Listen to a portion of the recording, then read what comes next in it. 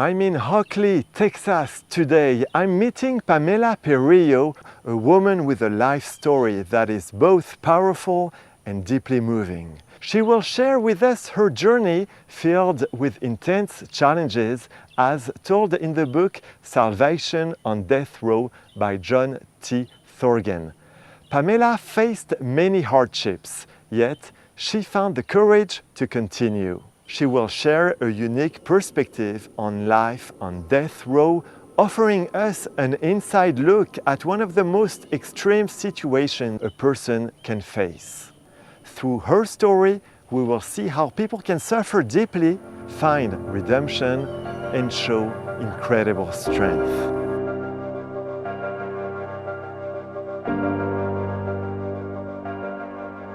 My name is Pam Perillo, and I have seen from the inside what death row is like, and I'm here to share my story with you.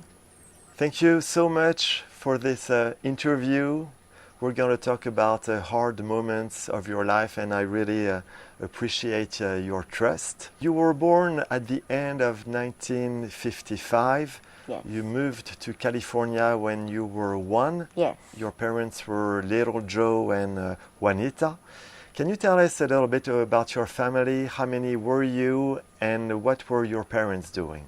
My father was he worked at a factory making fenders for big trucks. My mother was a waitress at a restaurant. We moved, like you said, to California when I was 1. We lived in a little house in Linwood, California. At that time, I had 4 brothers and 1 sister. I came from a very dysfunctional family. My mother and father had some difficulties. From what I understand, my mother was tired of having babies, and my father wouldn't do anything about it, and it upset her. My mother was taking a lot of pills to go to sleep, pills to wake up and stay awake. My father was just working, and my mother was very abusive. She would beat us with broomsticks and extension cords and whatever she could pick up to beat us with. We were very poor. Our bathroom didn't work. We had to pour a bucket of water down the toilet to make it flush. We had no air conditioning in our house. A poor environment. It was pretty bad. Your mother was taking sedatives, and she was also taking what you call her happy pill, right? Yes. What was that? She was taking what they call bennies, whites. They were upper to make her stay awake, and she was taking Succanol, red devils, to make her sleep. So she was taking a lot of pills, and she would sit at the table in her bra and her girdle and put her makeup on. She would send us all away. She would give us her tip money to go to a malt shop down the street, and she wanted us to stay there so she wouldn't have us around the house. It was just very dysfunctional. That's the least we can say. Yeah. And one day, when you are 9, your mother just doesn't come back from work. Right. And how does your father react? What does he do? He doesn't see her coming back. What does he do? He called different hospitals and friends and was looking for her. She ended up calling him 2 days later and told him that she found a man that could take care of her better and give her more, and that she was leaving. She asked him if me and one of my brothers could come with her And my father said no. And he put us on the phone, and she asked us if we wanted to go with her, and we said no. And so she left. And she left with another man that was a cook at the restaurant she worked at. And that's the last time you talked with her, because The last time what I ever happened? seen her, yes. What happened then to her? A year after she left, her and this man got in a car accident and was killed. And my father went to the funeral, and he said none of us could go because he wanted us to remember her alive and not in a coffin. So none of us got to go. Is your mother someone you often think about, or have you No. been able to get over?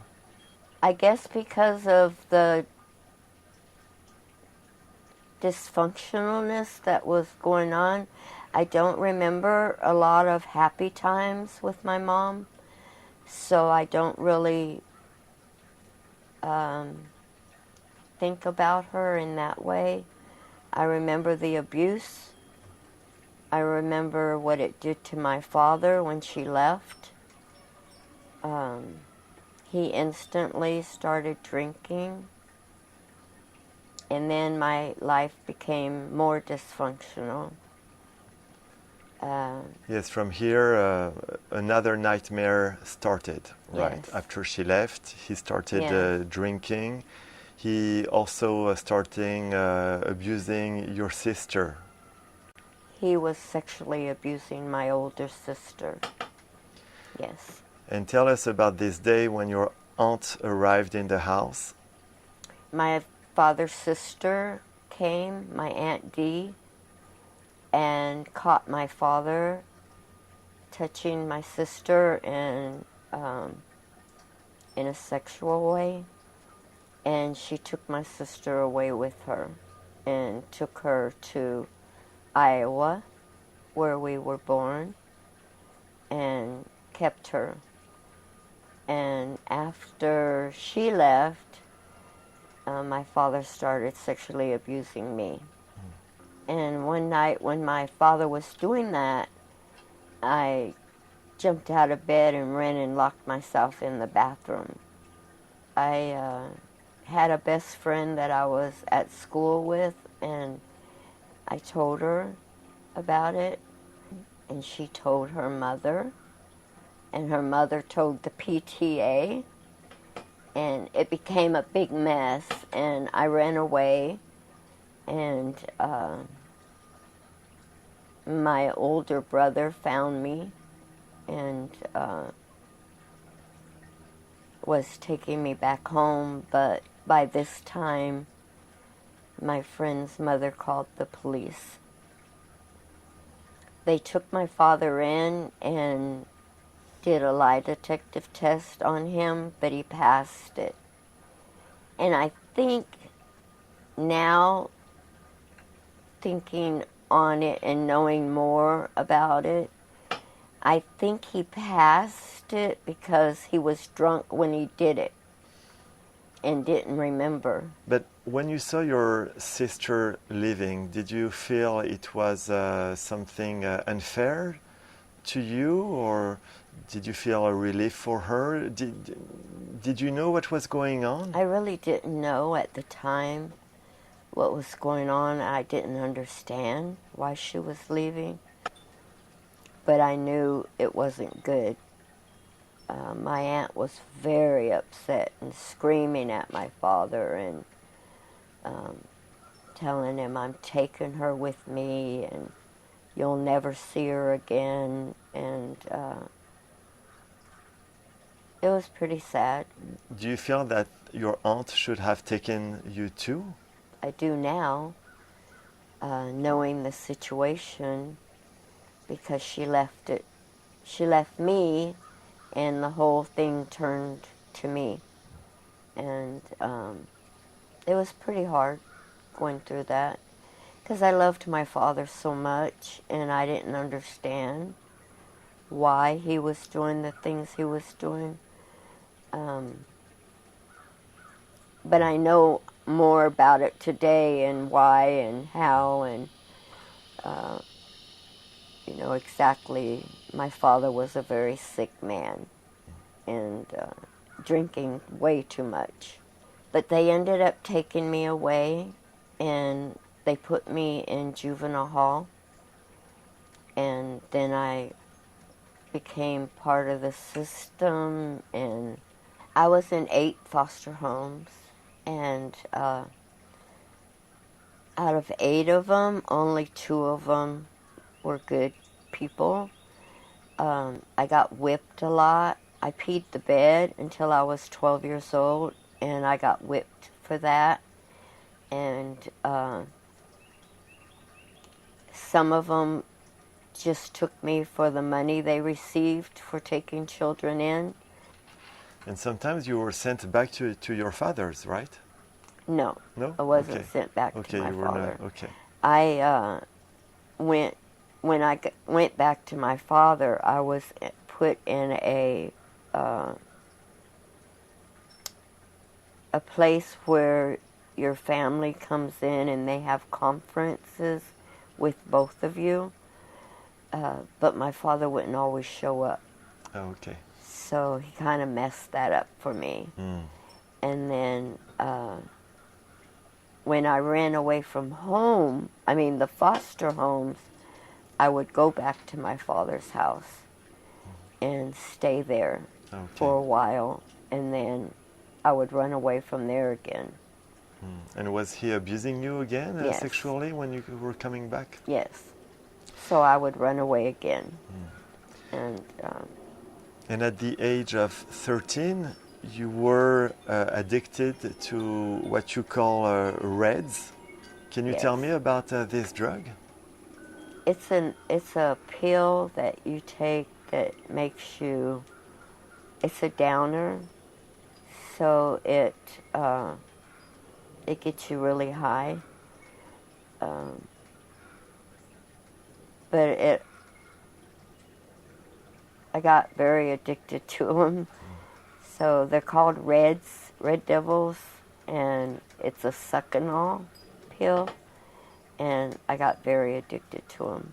How old are you when you meet Sammy, who will become your husband, and tell me how you met him? I met Sammy when I was 13, and I was hanging out with some friends at a park in Southgate, and he came.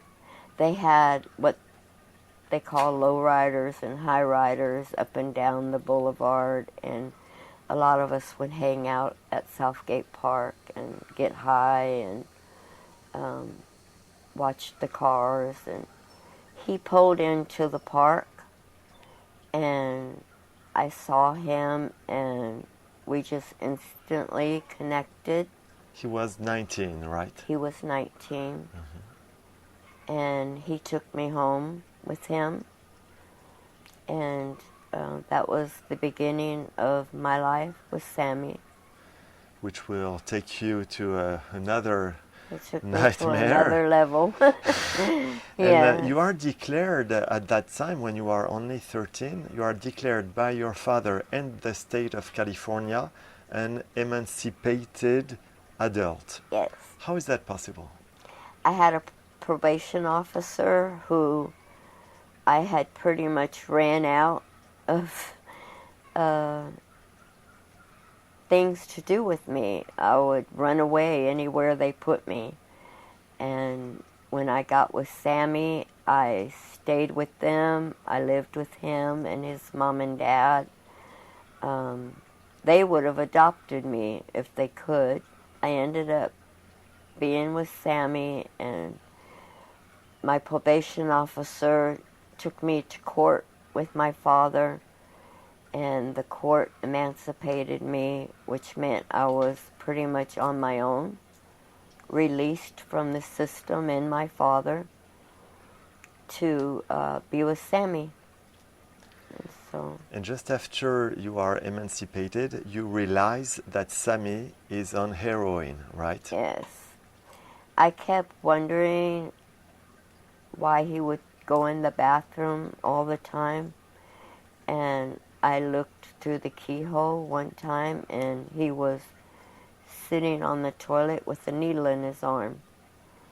And when he came out, I told him I wanted whatever he was taking. So I had my first shot of heroin when I was 13 years old. Wow. Tell us a little bit about Sammy.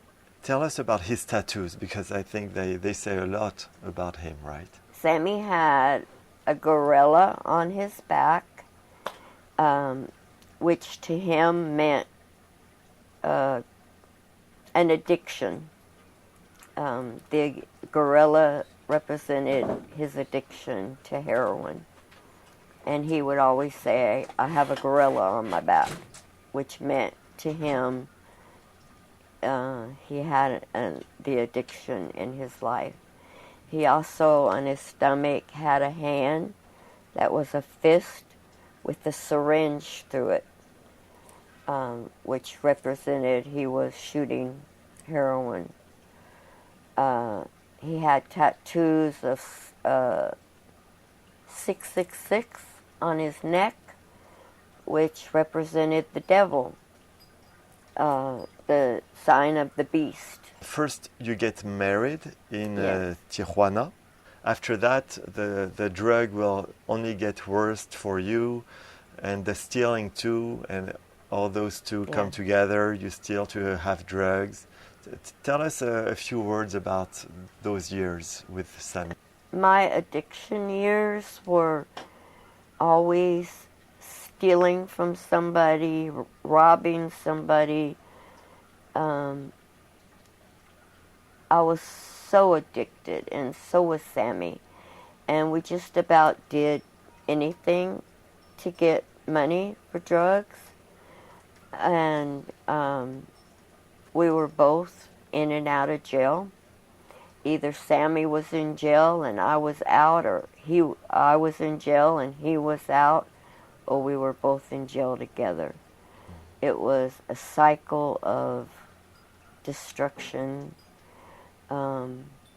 that we were on. So at that time, you take heroin, LSD, alcohol, all kind of pills. We were smoking opium, weed. Like you said, we were doing LSD. One summer we did LSD the whole summer and went surfing.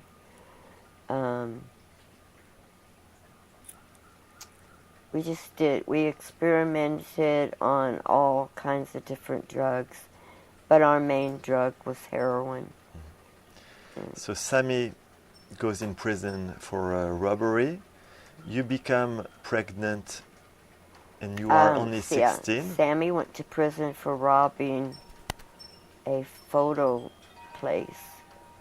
And while he was in prison, I found out right after he went in that I was pregnant. I was 16.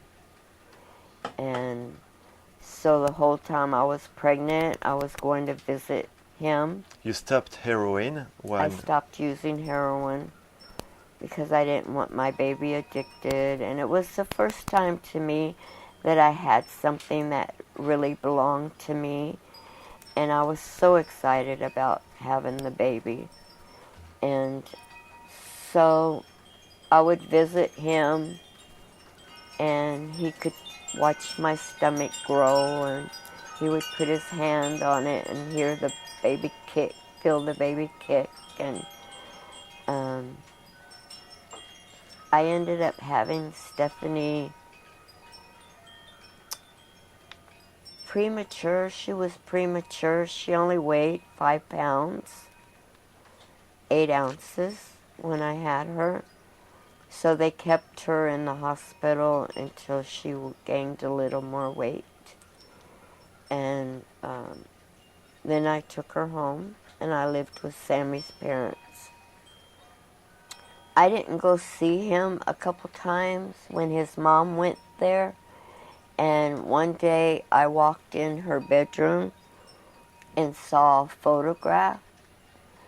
I let her take my daughter, with her to visit Sammy, and I saw a photograph sitting on her dresser of Sammy and another woman and my daughter, and it looked like Daddy, Mommy, and Baby, and it upset me so bad.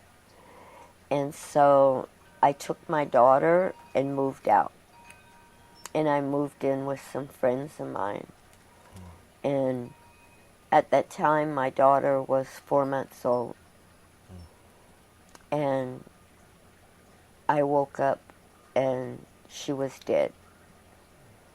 And the fire department and the cops and everybody came, and I remember one of the firemen bending down and putting his hand on my leg and telling me, "I'm sorry, she's gone."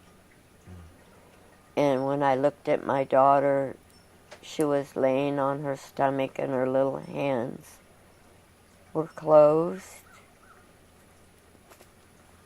and they were purple. And so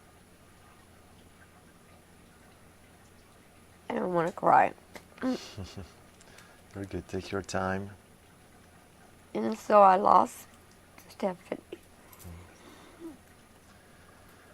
And at that time, I went in the bathroom and I cut both my wrists.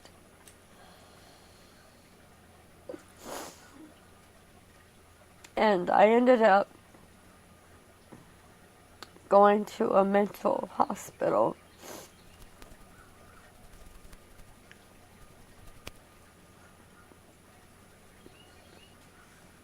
They let me go to the funeral, and all I remember, because they had me so drugged on different psych meds, and all I remember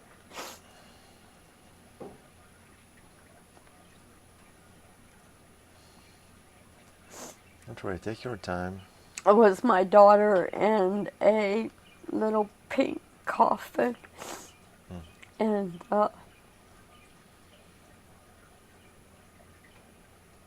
I bent down and gave her a kiss. And my mother-in-law, Sammy's mom and dad, was screaming at me and telling me that if I didn't take her away, she never would have died. Which is not true, right? Do you And know? I told them to go away and never come back. And I made them leave the funeral. And for many years, that affected me because I blamed myself, and I didn't understand what crib death was or why you would die. And I just had her at the doctor's office 2 days before she died, and he told me I had a perfectly healthy, happy baby. So when she died, I didn't understand that. But my life after that became so dysfunctional.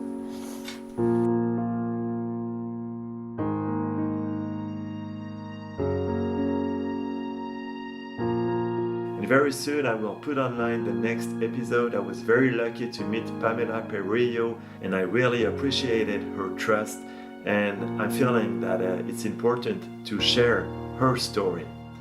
I'm gonna need your help because I would like more people to know about this YouTube channel and this podcast.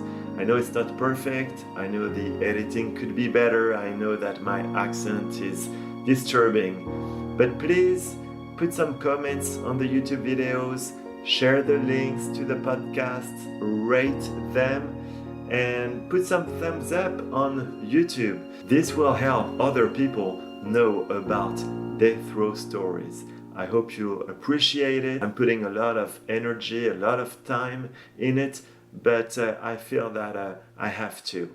So please do this to help me. Thank you.